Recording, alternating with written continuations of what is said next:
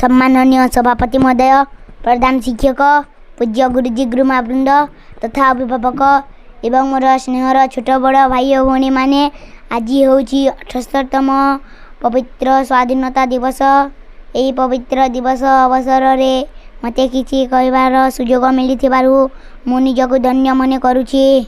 स्वाधीनता हेउछि मनुष्यर जन्मगत अधिकार।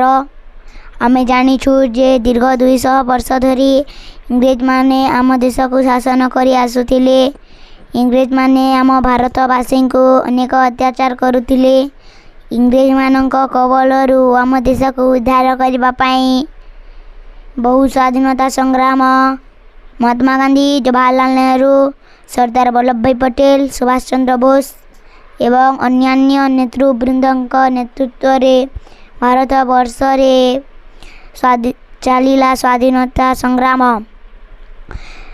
1942 मसीहा अगस्ट मासरे महात्मा गांधी इंग्रेज सरकार भारत छाड़ बोली डाक देथिले। शेष में 1947 मसीहा अगस्ट 15 तारीख आम देश स्वाधीनता हासिल कला। स्वाधीनता प्राप्तिर यही पवित्र तिथि को मन रखिबा पई प्रति वर्ष स्वाधीनता दिवस पालन करि थाउ। यही दिवस समस्त सरकारी एवं बेसरकारी स्तर रे महासमारोह रे पालन करा जाए। पुण्य प्रभातरू जातीय वीर मानंकु स्मरण करी छात्र छात्री माने स्लोगान देई प्रभात फेरी करती।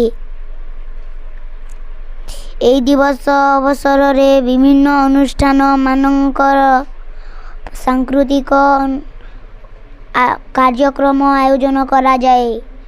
जातीय संगीत गान करी देश जाति जातीय वीर जातीय एवं जातीय पताकार जयगान करा जाए। जातीय पताका अति चरम सम्मान ये दिन समस्त भारतवासी प्रदान करती। एतकी कही मु मोर वक्तव्य शेष करुछि। जय हिंद, जय भारत।